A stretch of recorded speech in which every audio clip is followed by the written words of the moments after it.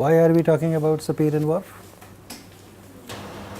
To see connections, relationships and interdependence between language and culture. How do they influence each other? A related question which emerges out of discussions on Sapir-Whorf hypothesis is,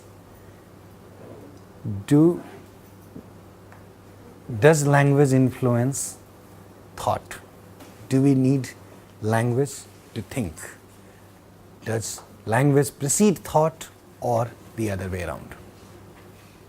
These are the questions which require answer, and Sapir-Whorf hypothesis can help us understand these questions in some sense and also help us discuss these things through what have been established in literature for quite a while. Sapir-Whorf hypothesis is also known as linguistic relativism, and there are two parts of that. One is strong part and the other is weak part. And we understand from Sapir-Whorf hypothesis that the structure of the language that we speak influences the way we make sense of the world around us. That's one part of the hypothesis. We looked at some of the examples that Benjamin Whorf himself worked on and how he made such a conclusion that speakers of English look at things in categories because the structure of English allows you to see the distinction between subject and predicate. However, his conclusion is the language where this distinction is not apparent structurally, the speakers of those languages have holistic worldview, and he holds the structure of the language that the speakers of that language has responsible for holistic worldview or categorical worldview, and that's how they connect.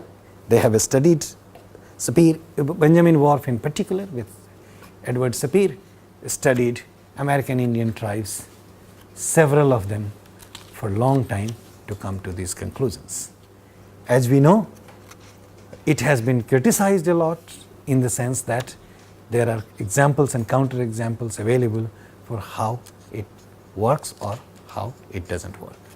We started looking at some of these examples from our languages to discuss this. There are two sentences in English. I have two daughters and I have two cats. We can come up with hundreds of examples like that, like these. What we are trying to see from these examples is, and how do we say these sentences in our language? I'm sorry, in Hindi that we were discussing. First one is, मेरी दो बेटियां हैं, मेरे पास दो बिल्लियां हैं. Right? What we want to see from this example is the structure of the language, Hindi, and at this stance we are not comparing Hindi with English. Right? We are not comparing Hindi with English. When we look at Hindi, we see the structure of Hindi and the two sentences makes a distinction between the kinds of things we are talking about. That is to say, when we are talking about daughters, we get a different kind of a structure. It's kind of a minimal pair sentence in Hindi, where the distinction is minimal in the sense that they differ from one another, the two sentences differ from one another only in this case of use of the two different postpositions. Do you guys remember postpositions? Prepositions and postpositions, right? So in one sentence we use ka, ke or ki, right? In other sentence we are using something called ke paas. Okay, I want you to see this thing. So we have one sentence,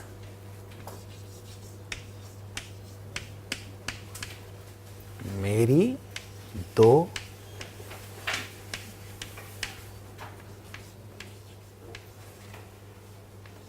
बेटियां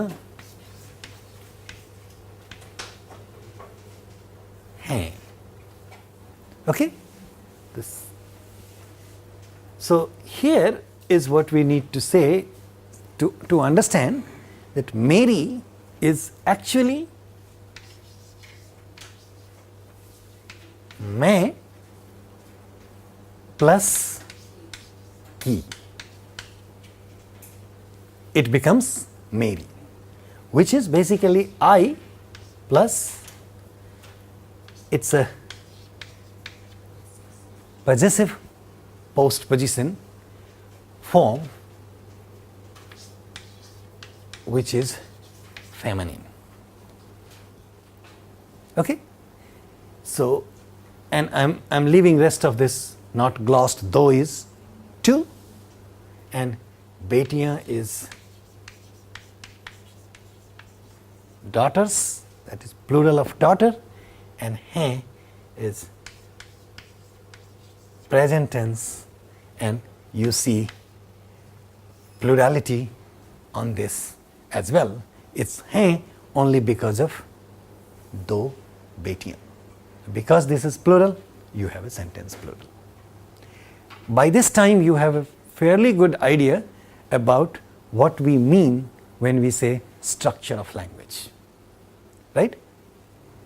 These are the things we mean by structure of language, in the sense that how things agree with one another and what are the different components of sentences that differ from the other one. This second one is मेरे पास दो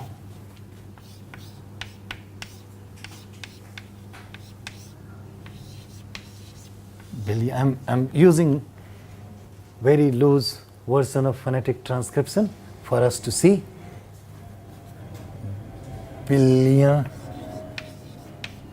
हैं.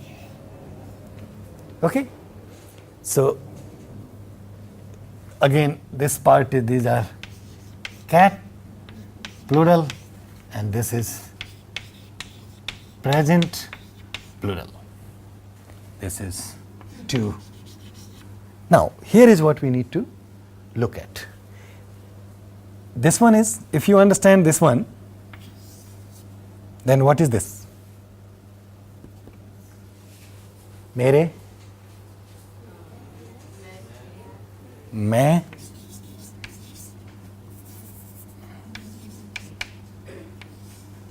which is I plus K, which is possessive. This is how the mathematics of language, mathematics underlying language works. So when we say mere, it is मैं and K. I'm trying to put the postpositions that we are talking about explicitly in these two sentences for you to see. This is Mary, which is मैं and ki. This is no extrapolation, this is how it works, because this is the use of a pronoun. If you put a proper name here, then you see the separation right away. Okay? So if we put here a preposition, proper noun, then this comes quite visibly. So if I say, put here something like Ram, then what do I say? कि दो बेटियां हैं. Here if I say मेरे पास दो बिल्लियां हैं, if I use the same name here, Ram के पास दो बिल्लियां हैं. So we are trying to put this thing out that in one case the post position is ke paas, in the other case the post position is ki. This is the minimal distinction structurally between these two sentences, that the two sentences are using two different post positions. When we are talking about betiyan, then we use a particular kind of post position. When we are talking about billiyan, we are talking about a particular kind of post position. Okay? So, to understand this structure of Hindi, we concluded that anything which is about relationship, kinship terms, they are considered inalienable in Hindi. Inalienable means inalienable from us. They are inalienable in the sense we have our body parts. Okay? We can't imagine ourselves, we don't consider hands as a alienable thing. Right? It's not like a keyboard or a mouse of a computer. Right? Our human body is not modular in that sense. We can't keep it out and attach it once again. Okay? They are inalienable, like our eyes, hands. These are inalienable parts of us. Likewise, human relations are inalienable, and that gets represented in the structure of Hindi. Those which are not inalienable, that is, those which are alienable, gets a different kind of post position. And this distinction between alienable stuff and inalienable stuff is captured through the structure of Hindi in these two sentences. We can say this much comfortably about Hindi, can we?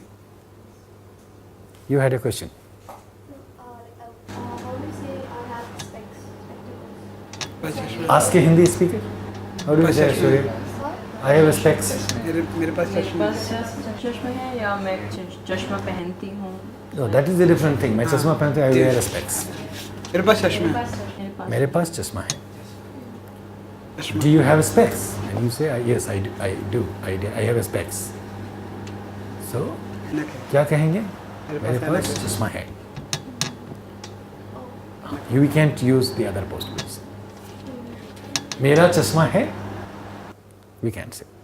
Meaning, I have specs. It's a fairly well-known fact about Hindi. I'm not telling you any mystery.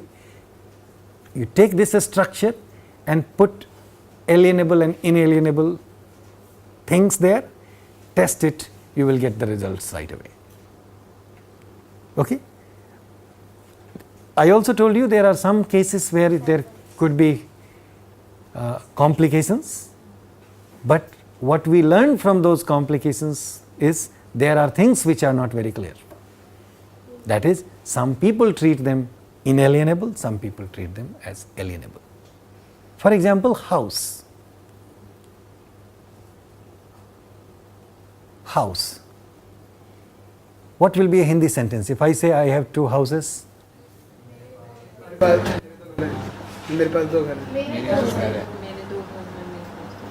which one can you say, Praveen? लेकिन Okay. But basically what you're saying is to you both are acceptable. Remember, always in the background that both are grammatical for sure. There is no shred of ungrammaticality involved in this. The sentences are grammatical. Saba, which one is preferable for you? I would say मेरे दो घर हैं. So do you see there are two people here? You would say? I would say मेरे पास दो घर हैं. मेरे पास दो. When I say मेरे दो घर हैं, the sense of घर becomes home. I have two homes. Whereas when I say मेरे पास दो घर हैं, it becomes I have two houses. But that is going a step further. It is the semantics that will lead to how close they feel to the construct of Absolutely. the house. Yeah. That is precisely. does that interfere with look, this is not for you. This is for me, for her, and for perhaps all those people who would, fiddle between मेरे दो घर हैं, मेरे पास दो घर. So when I'm talking to Yes. somebody, I'm talking. See, what he is saying is, for you, you have only one option. मेरे दो घर हैं, right? This is what you said, right? So what he is saying is, for you, you already have just one option, in the sense that you consider ghar, if I translate it in what I am describing to you, is ghar is inalienable thing for you. That's what the interpretation comes in. For those who are, like Praveen said, I can say both of them. So what does it mean when someone says I can say both of them?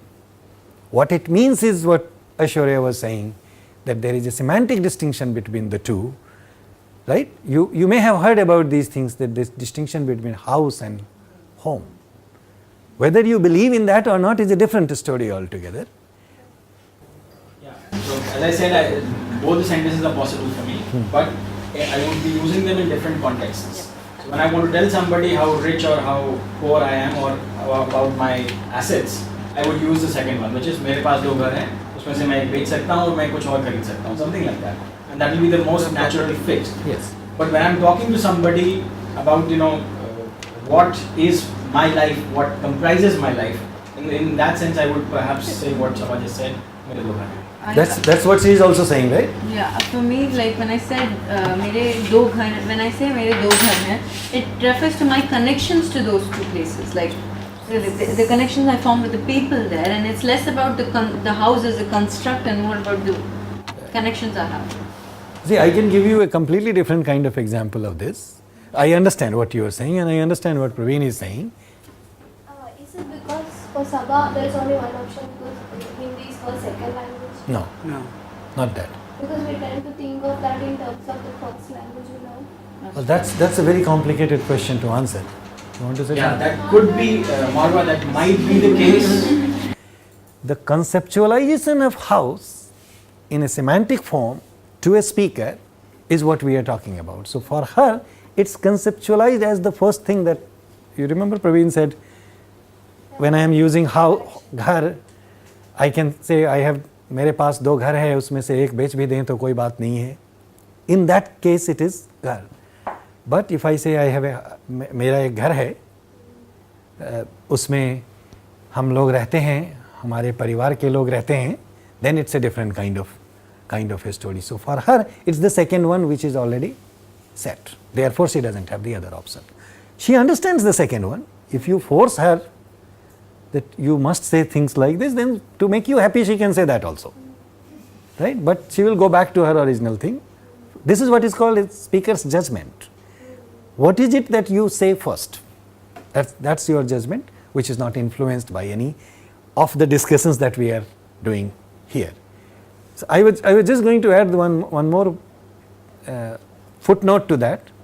Then you will understand the distinction. I mean, you already know the distinction between home and house in English, and what we are talking about, मेरे पास और मेरे दो घर हैं और मेरे पास दो घर हैं.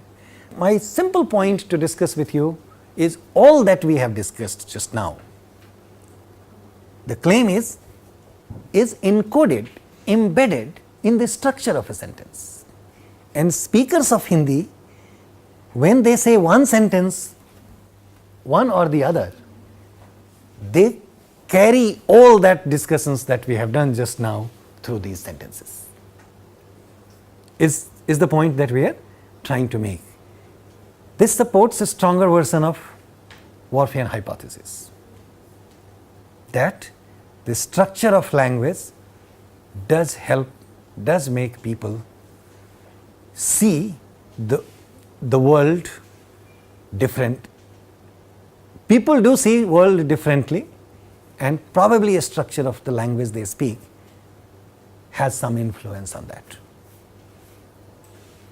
They would say, this is how it is done. But even if we don't want to take that fully, we can say they have influence on that. When you gave the examples of where are you going? In a Hindi sentence, this could be आप कहाँ जा रहे हैं, or तुम कहाँ जा रहे हो, right? And when we compare these sentences or these two of English, we don't want to say that English speakers do not understand these distinctions. We don't mean to say that. Okay? Because if they did not, if we say, first of all, that doesn't exist. Empirically, they do understand these distinctions. The structure of the language does not reflect that, is a different story. Because if we say so, then we are saying speakers of two different languages, there are situations where speakers of two different languages won't understand each other. And that is also empirically not true. Speakers of one language is fully capable of understanding concepts and conceptualizations of the speakers of other languages in their languages. This is how we speak. This is how we understand each other, which is the weaker part of Whorfian hypothesis. Okay? Okay? I am going to give you one more example from Hindi, and then I want you to think about these examples which we can discuss again. One example is of this type. How do we say, I want a pen? Please write down English sentence also and Hindi sentence in your notebook. One sentence is, English sentence is, I want a pen. Okay, how do we say that in Hindi? I heard that. Mujhe kalam chahiye. Okay, very nice. Let's write it. Mujhe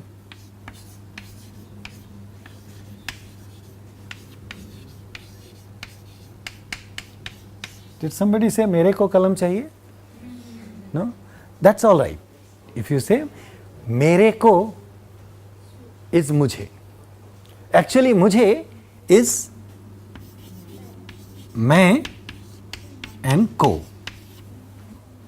Okay? Mere ko, there is some kind of redundancy in that, but that's all right. The point is not to go into that right now. Mujhe ek kalam chahiye. How do we say I need a pen?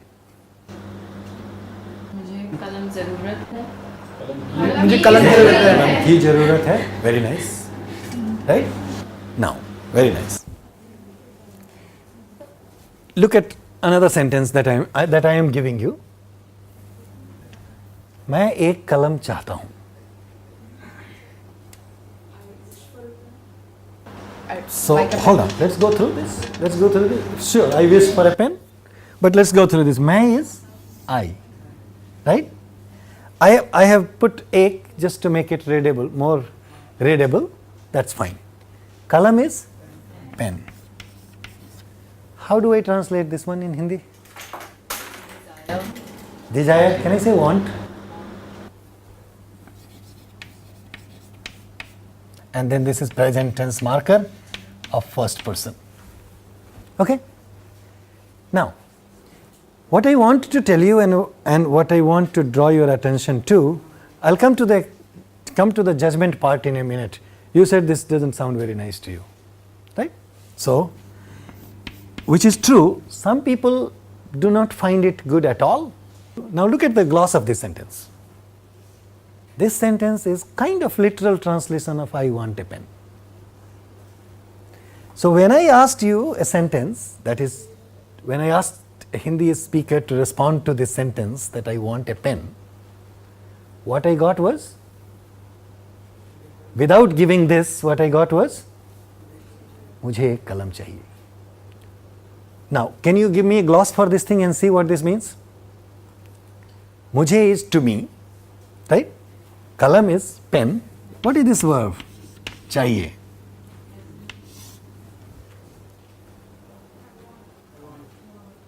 Want? Okay. It is want, but this is used in the sense of need. This is not an imperative form of chahna. You understand what I mean? When we say khana, what is the formal imperative of khana? right? खाइए. When we say बैठना, formal imperative of बैठना in Hindi is बैठिए. Formal imperative of चाहना in Hindi will be चाहिए. But that's not what it is. No. It's definitely it is not same चाहिए. What I want you to keep in mind is formal imperative of this verb is not even possible. So in the inventory of verbs and possible forms of verb, this slot is open for this verb. So this form is used as a fossilized form of verb which doesn't change with any inflection. Okay? So this one can be used as चाहता, कलम चाहता हूँ, चाहती हूँ, but there is nothing that can be done to this verb because this verb in Hindi does not have an infinitival form. Most of the verbs in Hindi, not most, all verbs in Hindi will have an infinitival form. This one does not. And this is why I told you before that it's not an imperative form of the verb chahna. What am I trying to show you? That these are two different things. One is not derived from the other. Okay? One is definitely not derived from the other. You can forget everything that I am saying about formal imperative form, about the meaning of these two things, but what I want you to understand is these two are not related verbs. So does it have anything to do with the fact that the verb chahna is almost like Sabha said, aspirational, like wanting something in a very wishful manner? Yes. Does it have like We are coming to that. Verb doesn't have urgency to it? Is it because of that it doesn't have an imperative, formal imperative? No. Formal imperative. That has some implications to later discussions. I am coming to that in a moment. But why would it not have formal imperative form is not clear to me, is not known to people. What I am trying to show you is it is not the formal imperative form. Number one. Number two, if you want to stretch the argument why it is not, right? With chahna is a very different kind of activity. Okay?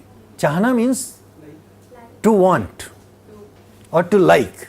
It has a different meaning as like in a completely different sense. Okay? Yes, it does have a meaning of like, right? You can ask someone to sit. You can request someone to sit. You can request someone to read. But you cannot request someone to like.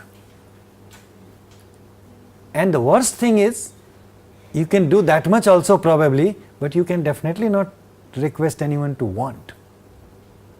Want is probably a step beyond like. I don't want to get into the semantics of want and like at this time.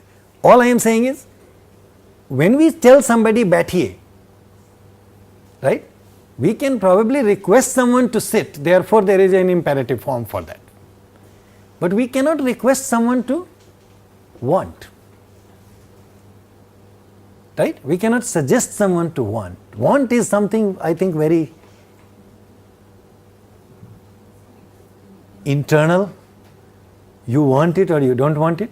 So it's gonna sound very stupid, but that doesn't make much sense to me. So are you saying that the word chahna doesn't have any relation to chahi or chahta? No. Chahta, it has relation to chahta. Because chahta is a form of verb which is coming from chahna.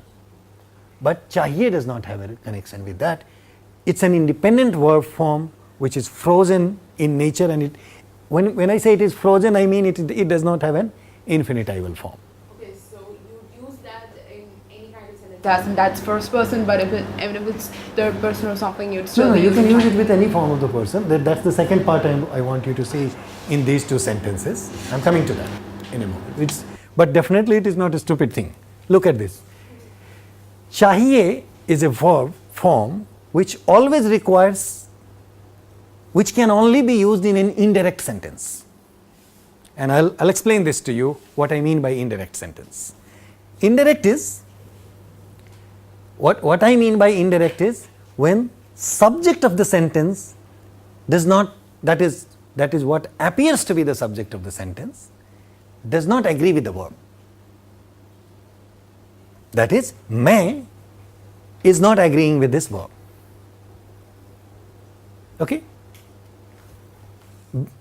How do we know that? Because there is a post position in it, and the rule of thumb in Hindi is, if you have a post position after a subject, then that one does not agree with the verb. We have seen sentences like, मैंने खाना, मैंने दूध पिया, मैंने चाय P. Because of ने, मैं does not agree with the verb पीना. What the verb agrees with in that case is दूध or चाय. It's because of that post position ne. Don't understand this? No problem. We can take a small detour here. What is the sentence? Chai pi. Now, this is, I'm giving minimal gloss for you to understand. Masculine or feminine? Masculine. This one? Feminine. When you get stuck with this thing, you don't have to feel bad. You have to ask another Hindi speaker. They'll make a very quick judgment for you. And consensus judgment is that judgment. Why? You understand? Because assignment of gender to a noun in Hindi is arbitrary. Right? And whenever something becomes arbitrary, you have to ask the native speakers. And in that case, their judgment is final in understanding that. Final help in understanding that. Okay. So, this is chai, feminine. Now, pina, this is the perfect form of the verb drink, and feminine. Okay? Because if this was masculine, the form will be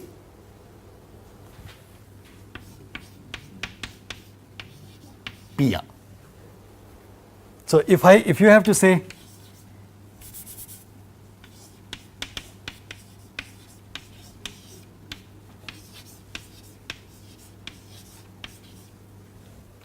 which is, this is masculine or feminine?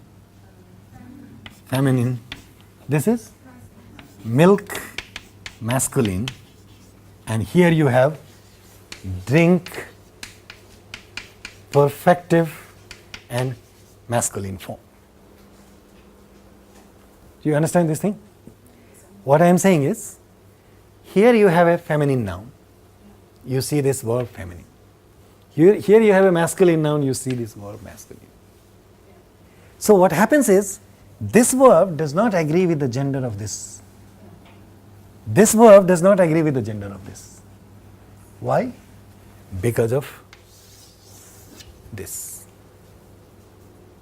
So, what appears to be logically the subject of the sentence does not remain grammatically the subject of the sentence. We have discussed this thing once in your class. What appears logically the subject of a sentence does not remain grammatically the subject of a sentence, because for a noun to be subject of a sentence grammatically, it should agree with the verb, where it does not. Okay? So, this does not agree with the verb, therefore it does not remain a grammatical subject. What becomes a grammatical subject is the next noun in linear order, and then we see an agreement between two nouns. Because gender agreement is a very rich test of Hindi agreement. All right? So this is what I meant when I said the rule in Hindi is, if you have a post position after the logical subject, then that is not going to participate in agreement. And then the sentence is referred to in pedagogical sense as well, it is referred to as indirect sentence. That is what I meant, that this first sentence is an indirect sentence and second sentence is a direct sentence. So, and what's the meaning of direct in that sense? Where the subject, it participates in agreement. So, this is the verb chahiye. Now, I once again need, you have had 10 minutes since we started this discussion. I want your judgment once again that when I say mujhe ek kalam chahiye, does it get me the sense of I need a pen? Yes? I need a pen. So why would it happen that I want to say, I asked you, now go back to the previous question, the first question that I asked you. Why would it happen in Hindi that I am asking you a question? Did I ask this question? You remember this, right? This is a clear experiment case. Then I asked you a sentence, I want a pen. Okay? You gave me a sentence, mujhe kalam chahiye, which means I need a pen. What's your problem in saying I want a pen as a Hindi speaker? You understand the question? I am not necessarily looking for an answer right away. I am asking you, did you see this experiment right now? Right? I have explained you all these sentences. I am also explaining you the situation. When the story doesn't finish here. The story is a little bit more complicated. That when I am giving you a sentence which means I want a pen, okay, then you are saying this sentence is not good. You are saying people don't speak that way, right? You can also find people who will say, no, this sentence is completely out. I have never heard anyone say. Then I want you to apply your understanding of language that you have got from this class or any other class to this sentence. And you will see, so far I was asking you about judgment, I was asking you about, particularly to the speakers of Hindi, as grammatical judgment as a speaker. You have heard the grammaticality judgment of these speakers. Now I want to know from them, as based on your understanding of the language, Hindi and the structure of Hindi, what's wrong with the sentence? Why is this sentence not grammatical? Is there any ungrammaticality in this sentence that you see? This is a first person pronoun. There is first person agreement here. Okay? It can very well be masculine. You have masculine agreement here. The sentence, in other words, what I am trying to tell you in the interest of time is this sentence is perfectly normal grammatical sentence. The question is, a normal grammatical sentence is not the first order choice of Hindi speakers and something else becomes their choice. There has to be something underlying that. What is that? To answer that question, now we will go back to what Aishwarya started saying little bit in the beginning. What was you saying about chahiye? And two of you were discussing chahiye and chana. You said something that I said it was wishful. Wishfulness. Wishful. I wish. मैं चाहता हूँ, I wish. See, let me complicate this story a little bit more. Go ahead. So in the first sentence when you say chahiye, you said that it feels like we're talking about a need. Yes. But I don't think it's necessarily pointing towards need. It's an ambiguous Of course. thing. Because if I wanted to say need, I would say मुझे एक कलम की ज़रूरत है. And That's another kind of a sentence. Translating Sabha. Yeah. Focus more. That's another kind of a sentence. It's not that Hindi speakers do not use these sentences, this type of sentence. Hindi speakers do use this type of sentence. And let me ask you, if I have to say, I want to go home. Full sentence. मैं घर जाना चाहती हूँ. So where is the problem then? It doesn't say मुझे घर जाना चाहिए. When I asked you a sentence, I want to go home. Look at the English sentence, it's a parallel sentence. I want in both the cases. What's the difference? In one, you have a pen. In the other one, the object is to go. It's an gerundive noun, infinitival noun, which is an object of the verb want. Right? I can go into the details of a small clauses and things like that, but that's not necessary here for us. That's an object of a sentence, object of the verb want. The only difference is in two different sentences you have two different types of objects. One is to want, to go, the other one is a pen. So when you say I want to go home, you don't have a problem with this sentence.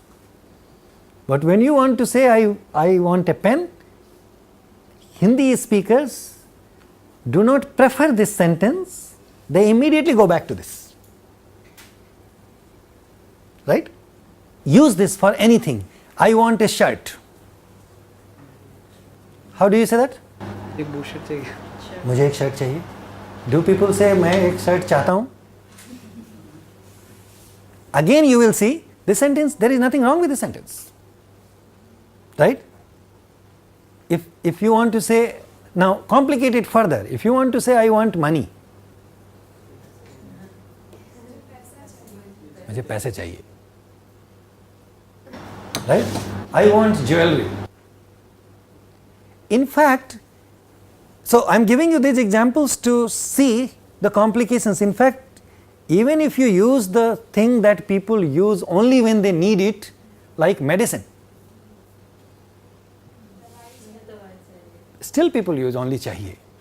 So, in the process of thinking of Hindi speakers, there is no distinction between dawai and jewelry.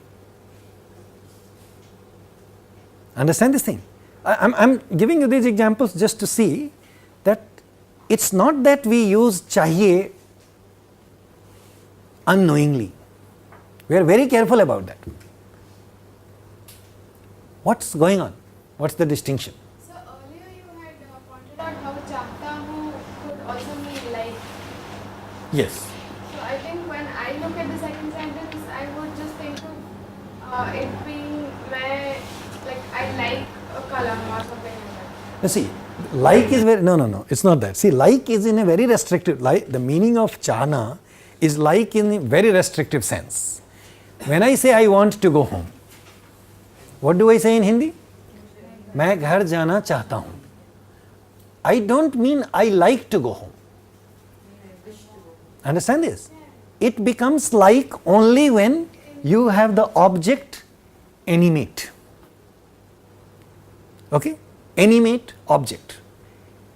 And that also, why do I say animate? Because it must be followed by a postposition, ko.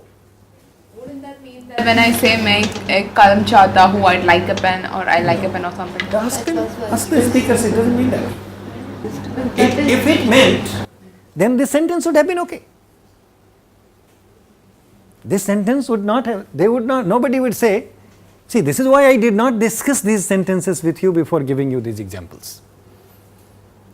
You remember that when I wrote this sentence first, the speakers of Hindi, including you, clearly said this sentence is not good. Then how do they say I like a pen? No, see, कलम अच्छी है.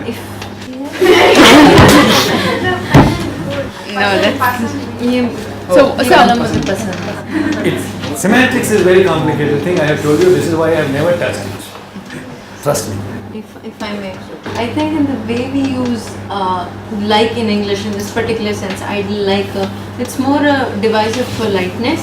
So I don't think it translates very directly into Hindi. I mean, she said I like the dog. So if No, I that's say a I like whole, a pen. That's a For whole instance, other I kind like of not like. No, when she says I like that dog, it translates. My to the point person. is, listen, I want to conclude this story, and remember what I said in the beginning of this story, that I want you to think very carefully about this example, and then I also want you to think about these things in the languages that you speak. Okay? And that will enrich your understanding and our discussions in the class further, whether Sapir-Whorf hypothesis works or not. Either way, we are gaining in terms of our understanding of the hypothesis and in terms of our understanding of how these things work. So here is, I only want you to understand the meaning like from this verb chahna comes only in a very restrictive sense of the use of this verb. You complicate it as much as you want. My point is still unanswered so far, which is the following. Why can we say I want to go home? मैं घर जाना चाहता हूँ. Okay? But I cannot say I want to watch a movie. मैं एक movie देखना चाहता हूँ. ठीक है? Sorry? You can't say that? No, we can. We can say that. I can say I want to watch a movie in Hindi using this structure. I can say मैं घर जाना चाहता हूँ using this structure. But I can't say I want a pen using this structure. I want money using this structure. So the difference between why I can use this structure in one context and not use this structure in the other context lies only between the two types of nature of these objects. That's not an animate distinction. Jana chahta hu is still inanimate. That's not the distinction. I want you to think what's the distinction between to go and a pen, Intention. which is what? So if I want to say the same sentence, I will say मैं एक pen खरीदना चाहता हूँ. बिल्कुल सही. And चाहता हूँ makes sense. Yes. So I just made the intention of doing it rather than just wanting it. Yes. My explanation to this sentence is, I haven't read it anywhere. So as long as I haven't read it anywhere, I can say this is my explanation. Okay? I have written about it in a very different context. I want to develop this thing later, but I haven't written it so far.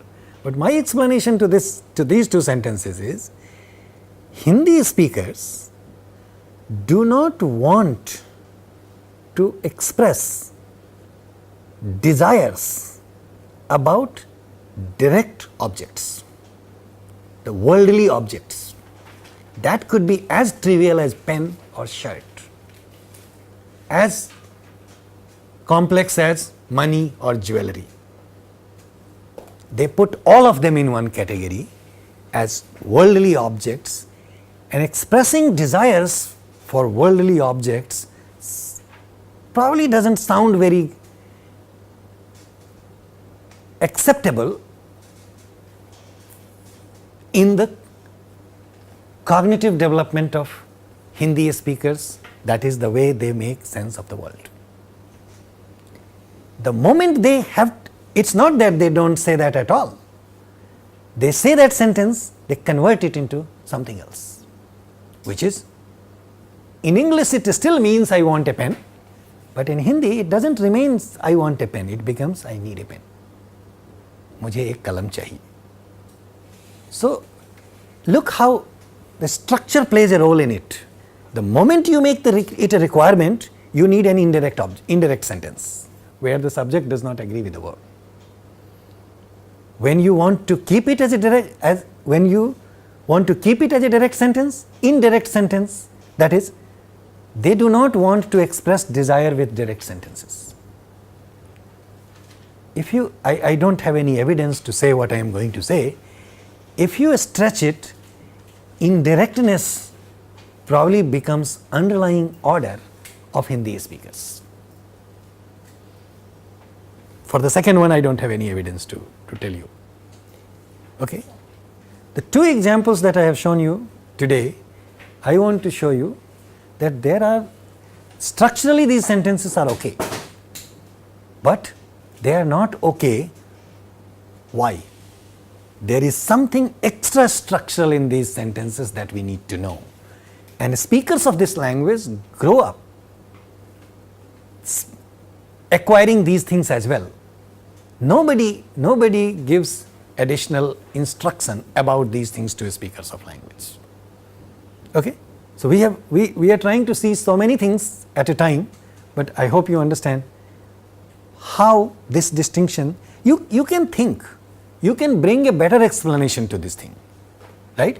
But what I am getting at is you cannot deny the judgment and grammaticality and other things that we have just seen. discussed with you with your active participation in this. You can bring a new explanation to that thing, that is possible, right? But definitely there is something extra structural in this thing. Now, these are the things which help us understand that structure of language definitely has something to do with how it shapes us, the way we view the world. Okay? We would definitely want to see some counter examples of that and examples of these things from other languages.